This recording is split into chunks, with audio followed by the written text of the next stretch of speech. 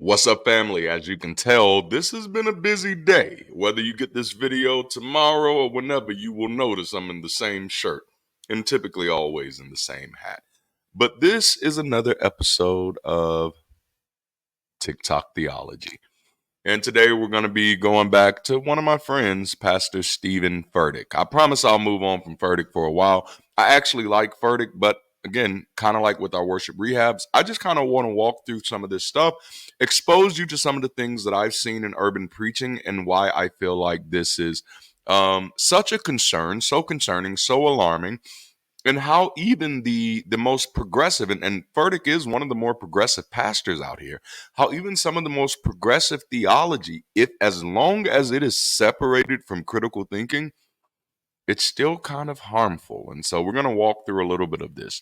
If you haven't already, please make sure to like the video, subscribe to the channel, hit the alert notification bell, consider joining our community, consider volunteering, and check out the merch.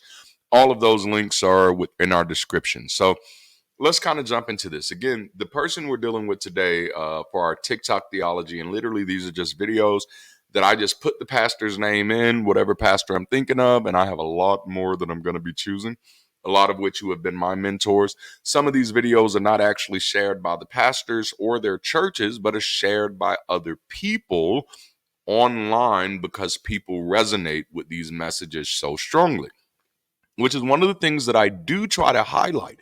There are so many people who view pastors and preachers as if they're the ones controlling the circus.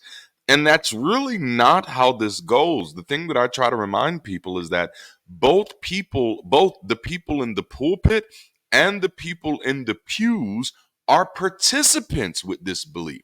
They are both equally convinced that this belief is true.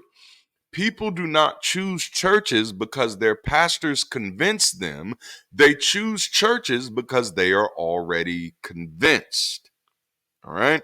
So, yes, while there are a few pastors who are manipulating people into believing these things, it's not the great number, primarily because Christianity is so old and established by now. It's already been socialized into the majority, especially in the United States of America.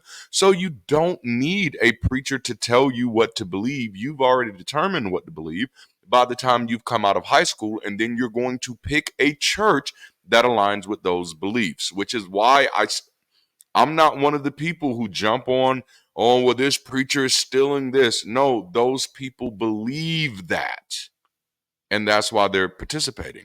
Yeah, you can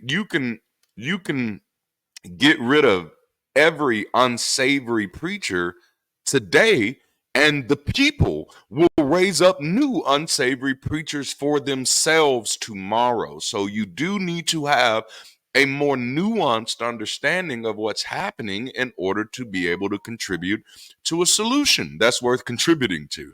And in my case, from my understanding, that solution is really just education. You know, we need better education in this country. I'll just let that stand. All right, so let's see what Pastor Furtick has to say. Let's jump in on this. I got something. I don't know why that's doing that. I hate TikTok. I am not a fan. Sometimes to deliver you, God has to do it through a disappointment. Okay, let's just stop right there. Sometimes, in order to deliver you, God has to do it through a disappointment. All right, let's talk about a few of the terminological uses here. God has to. That's a problem right there, because God is sovereign. According to most Christian believers, he doesn't have to do anything. So why would God have to deliver me through a disappointment? Did God deliver the children of Israel through disappointment? Did God heal the woman with the issue of blood through disappointment? Like, exactly what does it look like to be delivered through disappointment? Like, I guess it's just like getting disappointing mail. And if that's the case, how does that work? How am I disappointed and yet still delivered? But then there's another problem here, the word disappointed. Now, I often share with people that the best way to consider disappointment is often the child of false expectations, which means you had expectations that things were going to go one way and they went another way. So in other words, the way for God to lead me is to mislead me. Because again, this is a God who can speak. So if my expectations were out of alignment to what was going to happen, then God could have just told me that my expectations were out of alignment. Now, I'm not beating up on Furtick for saying this because honestly, outside of the church, you will hear this type of language. Outside of religion, you will hear this type of language when people just try to encourage each other. So, like, hey, maybe there's something you're supposed to learn out of this disappointment.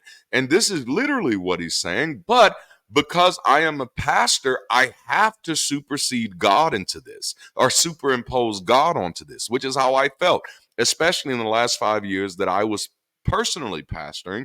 There were certain things certain principles that I really wanted to teach my church, but I felt like they would not receive those things if I didn't infer that God is the active agent in those things. But as you can see here, once you do that, you take this from being something that's helpful to being foo-foo. It's just like, what? This doesn't make any sense. If he said sometimes you can learn powerful things through your disappointment, well, that's an excellent statement. But then to take it here and say God has to deliver you again, meaning that you cannot deliver yourself, and that God has to do it through disappointment, which is ultimately making you more comfortable in disappointment. So you're not looking at your disappointment, learning from it, learning, okay, what did I expect that I didn't have the rationale to expect? What did I expect that I didn't have the reason to expect, the evidence to or the evidence to expect? Or what did I expect that this person didn't have the integrity to follow through on? If you don't give yourself those opportunities to learn those type of lessons, you won't. All right, let's keep rolling. And he will allow people to let you down. Okay, got to stop there again. So not only will God deliver you through disappointment, whatever the hell that means, but God will allow people to let you down. Now that's funny because God will allow people to let you down, but if people let him down, he sends them to hell. Interesting. Yeah, it's a fugazi, a fugazi, it's a woozy, it's a whatsy. It's very interesting. He will allow, and that word allow is very popular, especially in urban churches, which though Stephen is a white man, urban is not a racial word. It's a word that really deals with the density of populations. And you will notice dense populated churches in densely populated areas, which tend to be more multicultural, are very much different in their theology than churches in scarcely. Well, I think sparsely works too, but scarcely populated areas. I had to think about that word. But he will allow people to let you down. Again, so the person who let you down isn't responsible for letting you down. It was God who allowed them to let you down because they wouldn't have been able to let you down if God didn't allow it. And so again, there's this idea of not paying attention. And again, as I state with all of these, does anybody see the trauma porn yet? Is anybody noticing the trauma bond? And mind you, these aren't videos. Well, before I say that, let me just make sure. Oh, I hate TikTok. Yep, this video is not shared by shared by Elevation Church, which is Stephen Furtick's church, the church that he pastors, nor is it shared by Stephen Furtick. This is a video that a believer, a Christian, likely someone who's not living the life, but a Christian saw this part of the message and decided to clip this particular soundbite because it was encouraging to them. And so the encouragement for them is that God works through disappointment and God likes to let people let you down. Let's continue. To bring you things that you didn't know to pray for. All right, let's stop there. It just, godly, there's so much. God allows people to let you down to bring you things that you didn't know to pray for. To bring you things that you didn't know to pray for. Now, In the New Testament, Jesus says, don't when you pray, don't do all of these vain repetitions, because your Father already knows what you have need of before you pray for it. So if my Father already knows what I have need of before I pray for it, why would he need to use people to let me down, to bring me the things that I didn't know I needed to pray for? Now, this is a real issue that a lot of people who are not a part of urban churches have with urban churches, is that urban churches, for the most part, are theologically indeterminate, which means they are not rooted in any particular doctrine. These pastors are ultimately thermostats of the people who come, or really more so thermometers. They're thermometers of the people who show up at their service. And so, really, what he's doing here is he's saying what he thinks these people want to hear, or what he believes these people need to hear. But because his own mind, and I actually do know Stephen, I've met him a few times, in his own mind, he absolutely believes he's doing what's best. He believes he's sharing helpful information, but that's because as a Christian preacher, you're already at the place where you believe you know more than the psychologist, you know more than the psychiatrist, you know more than the neurologist, you know more than the biologist, because you have an unction from the Holy One, beloved, and you know all things. And so, unfortunately, even though he really does believe that he's sharing something good here, he's not actually comparing what he's saying to what has been established as healthy or harmful. And admittedly, that does exist on somewhat of a spectrum. But if our pastors and preachers, the people who we believe are actually helping us be our best, aren't actually familiarizing themselves with those things, then how can we say they're really being genuine when they're helping?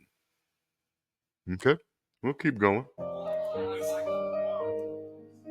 You know how we quote Ephesians 3:20, now and then was able to do immeasurably more than we ask or imagine? Why do we always think that more is going to be bigger? Sometimes more is deeper. Okay, quick question. Isn't deeper bigger than smaller? Okay. So one thing that I noticed probably about 15 years ago, maybe 20 years ago, is that a lot of things that preachers said in urban churches was absolute nonsense. But to be honest, a lot of things that are said in the Bible are absolute nonsense. For example, Paul says, you got to be separate and come ye out from among them. For what fellowship does light have with darkness? And at first you're like, oh, right, yeah, because light doesn't fellowship with darkness. We live in a universe of literally light and darkness fellowshipping with each other. What the freak? So, yeah, this is why do we think more is bigger and not deeper? Because dumbass, bigger is deeper is still bigger. Deeper is still more. So if I go down 5 feet and I say go down deeper, that means go down more feet. You dumbass. I'm sorry. That was, I, eh. Oh, well, I guess that was that literally Sometimes more is deeper. Who was encouraged by this? Like, how is that actually encouraging? I found no aspect of that to be encouraging. But to be honestly, if I was in the service, I would have been so raptured and enamored by the music, by the presentation, and truthfully by the fellowship of just being around other people and growing with them and learning from them, that I would have felt like this guy was not only saying something decent, but also saying something helpful. And in this case, I won't necessarily say it was harmful because we didn't actually get to a point, but there was absolutely no value in this message whatsoever. And I don't think that's I don't think that's a deviation from what I see. If I felt that church messages were valuable, I'd still be a part of church, you know? Because trust me, there's plenty of people who go to church that don't believe in a God. They go there because they find something else valuable there. I don't. I don't find anything else valuable there. As a matter of fact, I find many of the messages to be insidiously harmful, and I don't believe they have to be that way. But if we don't call them out, if as long as we keep thinking that as long as they're not telling anybody to kill anybody, they're not saying anything dangerous, then we are enabling a world of harm that we don't live on an island, people. So if there are other people who are regressing and are not, doing their best and actually, experiencing life to the fullest or however you say it, then it does impact us. I mean, if it's just one or two, sure.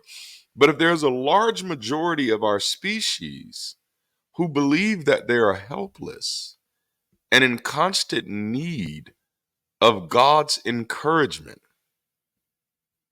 then we don't make it that far as a species, at least as a majority.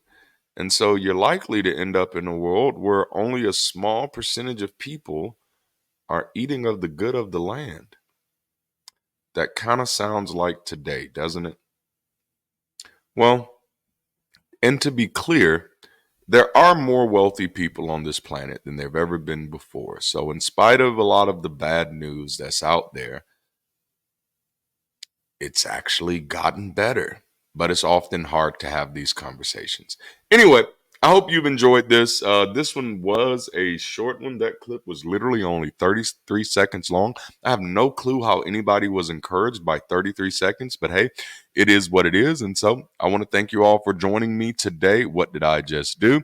And if you haven't already, make sure to like the video, subscribe to the channel, consider joining our community, consider volunteering in our community, hit that alert notification bell, and check out our merch. We do have all of our links for all of that stuff in the description, and so check it out. Until next time, keep rising, stay progressive, and stay beautiful. I'll holler at you later.